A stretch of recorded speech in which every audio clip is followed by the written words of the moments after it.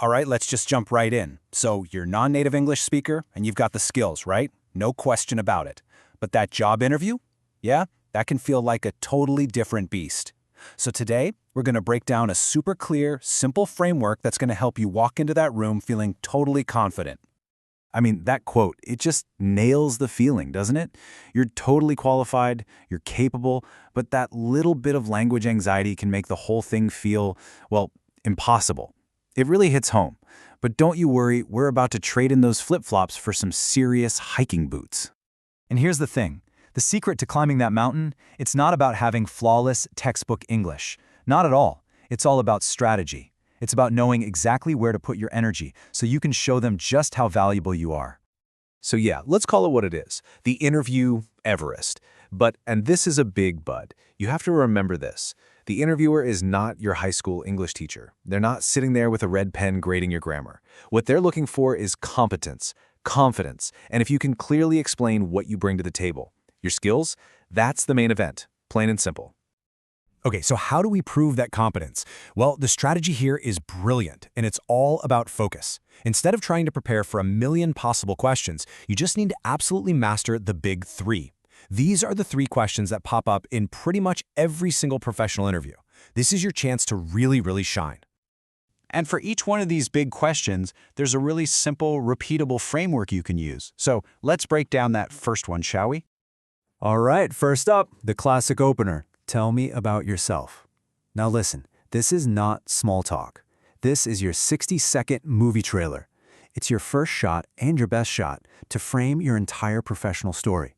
If you nail this, you set an awesome, powerful tone for the whole interview. The biggest mistake people make here is telling their entire life story. Don't do that. Just follow this simple formula. Past, present, future. You start with your relevant background, the past. Then you move to your current role and your key strengths, the present. And finally, you connect all of that to why you want this job, the future. Simple. And you know, a few little language tweaks can make a huge difference in how professional you sound. Like, instead of just saying, I worked, try using the present perfect. Like, I have worked in QA. It just shows that your experience is ongoing and relevant. And phrases like, I specialize in, or I have experience with, they sound so direct, so confident. That's exactly the kind of language recruiters love to hear. So there you have it, your opening trailer. Short, structured, and it makes an impact. And once you've nailed that first impression, you'll have the confidence to handle the next big question, which, let's be honest, can feel a whole lot trickier. Yes, this question. Why did you leave your last job? It really can feel like a trap, can it? But it doesn't have to be. The golden rule here is super simple. Stay positive and look forward, always. No matter what really happened, this is not the time or place to complain. And look at this. This shows you exactly how to reframe your experience. It's not about being dishonest, not at all. It's about translating something that might have been negative into a positive, forward-looking statement. So instead of saying, my boss was a nightmare, you say, I was ready for new challenges. See that? It's a huge shift, and it makes you look so much more professional. The secret to pulling this off gracefully? Diplomatic language. Phrases like, while I enjoyed my time there, are perfect for this. It's like a bridge.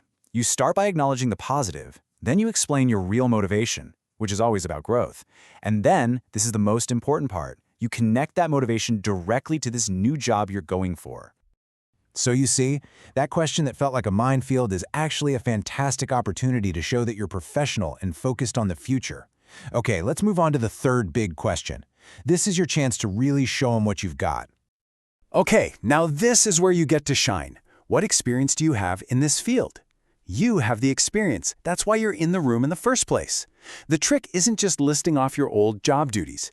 The secret is to tell a story, a structured story. And for that, we're going to use the STAR method. The whole idea here is to turn your experience into a great little mini story. STAR stands for situation, task, action, and result. You quickly set the scene, you explain what your goal was, you describe exactly what you did, and then, this is the big one, you share the result. That result is the proof of your value. Just look at the difference this makes. I found many bugs. Okay, that's fine. But I identified over 200 critical issues? That has some real punch to it. When you use specific numbers and strong action verbs, you transform a boring statement into a powerful accomplishment. And this right here, this is the knockout punch of the STAR method. The result, with numbers. Anybody can say they did a good job, but when you say, I reduced our testing time by 40%, nobody is going to forget that. It's hard evidence of the value you bring to the table. So always, always try to use numbers. See, by using the STAR method, you're not just answering a question anymore. You're proving your impact with cold, hard data. So, now that we've nailed the big three, let's put together a final toolkit to help you out on the big day. Think of this as your interview day's support system. First off, pronunciation. Don't get hung up on having a perfect accent, just focus on being clear, especially with key industry words. And hey, if you get a tough question and need a second to think, don't just sit there in silence. Use a professional little phrase like, "That's an excellent question." It buys you a few seconds and makes you sound thoughtful. And finally, don't forget your body language. Sit up straight, make eye contact. It projects confidence even if you're nervous inside. And last but not least, give yourself a break and follow a simple prep plan. Don't try to cram everything in the night before.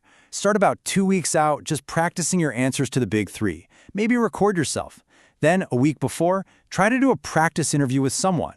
The day before, that's just for a quick review and some deep breaths. Structure is your friend here. Okay, let's bring this all home with what is, I think, the most important point of all. It's time to completely change how you think about being a non-native English speaker in an interview. I really want you to let this sink in. Your accent is not a weakness. It is not a liability. It's proof. It's proof that you're adaptable, that you can learn new things, and that you can operate across different cultures. In today's world, that is a huge strength. You bring a global perspective to the table that a lot of other candidates just can't offer. And really, this is what it all boils down to. Why did they invite you to the interview in the first place? Because of your skills, your experience. That's what they care about. Your language is just the way you deliver that value. So trust your skills. They speak way louder than any accent ever could. Because really, that's what this is all about. You've got the skills. You now have a solid strategy for those big three questions. You are ready. So go in there, be confident, and just show them what you can do. You've totally got this.